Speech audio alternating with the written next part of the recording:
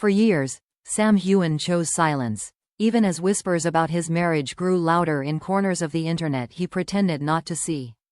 What few people knew was that behind the carefully neutral interviews and polite smiles, there were nights he sat alone, questioning how something that began with so much promise could slowly turn into a source of quiet pain.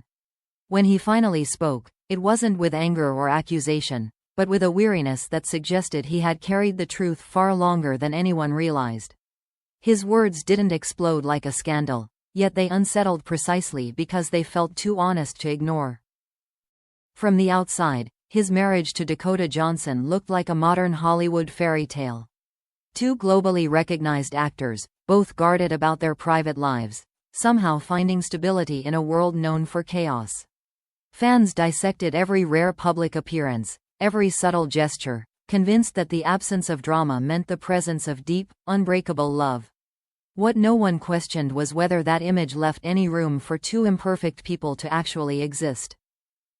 Sam later admitted that the beginning felt effortless, almost surreal. There was admiration, shared ambition, and a mutual understanding of fame that outsiders could never fully grasp. Yet even in those early days, he sensed a quiet pressure building, an expectation that their relationship had to represent something larger than themselves. The more the world celebrated them as a symbol, the harder it became to admit when cracks began to form.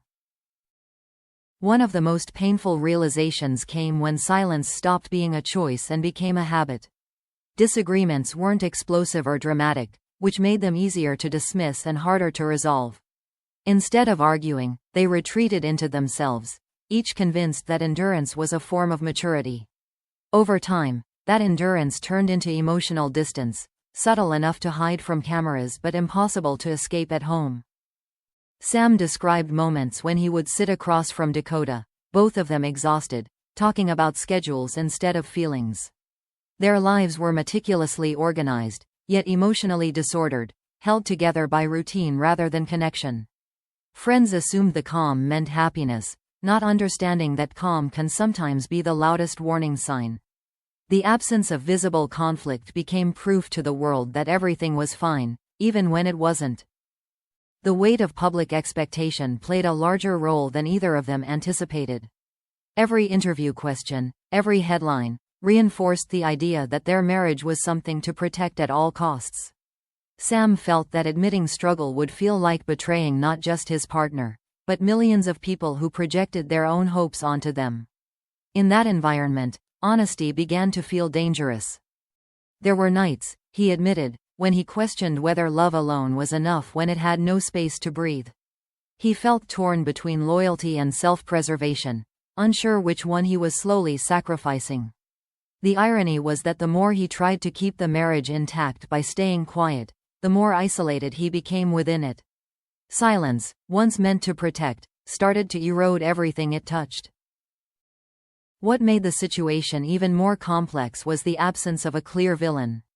There was no single betrayal, no dramatic breaking point that could be neatly explained.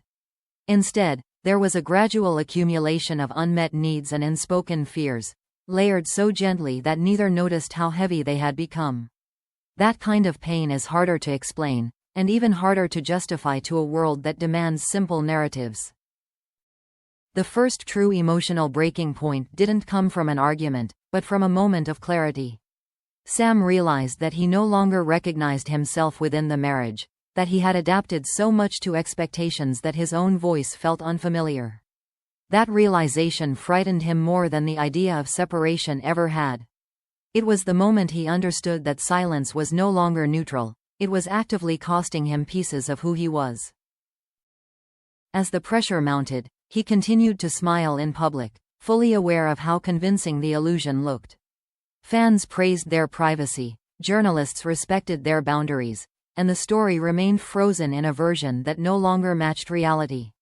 Inside, however, the distance had become undeniable, a quiet divide that no amount of public admiration could bridge. This was the unseen side of a marriage everyone thought they understood, and it was already far more fragile than anyone imagined. When Sam Heughan finally decided to speak, it wasn't driven by a desire to correct rumors or reclaim control of the narrative. The choice came after a long period of internal resistance, when holding everything in began to feel heavier than any potential backlash. He understood that breaking his silence would invite scrutiny, but staying quiet meant continuing to live inside a version of the story that no longer reflected the truth. For him, that realization marked a quiet but irreversible turning point. He was careful with his words, not because he feared controversy, but because he still respected what they once shared. The pain he described wasn't rooted in betrayal or public humiliation, but in something far more uncomfortable to admit. It was the slow erosion of emotional closeness, the kind that happens when two people grow in parallel but no longer toward each other. That distance, he explained, made even the simplest moments feel strangely hollow. What surprised many listeners was how openly he acknowledged his own role in that breakdown. He spoke about how often he chose restraint over honesty, believing that self-control equaled strength. In reality, that restraint prevented difficult conversations from ever happening, allowing misunderstandings to deepen quietly. Over time, the effort to protect the relationship from external pressure ended up shielding its internal problems from necessary confrontation. In his reflection, Dakota Johnson was never portrayed as an antagonist.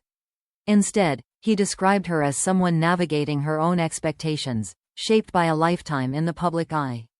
Both of them were trying to survive under constant observation, each carrying assumptions about what the other needed without ever fully asking. That mutual guessing game became a substitute for genuine communication. Sam admitted that one of the most damaging aspects was how easy it was to perform happiness. Red carpets, press tours, and public appearances offered a script everyone understood. Smiles were automatic, affection was choreographed, and applause reinforced the idea that everything was working as it should.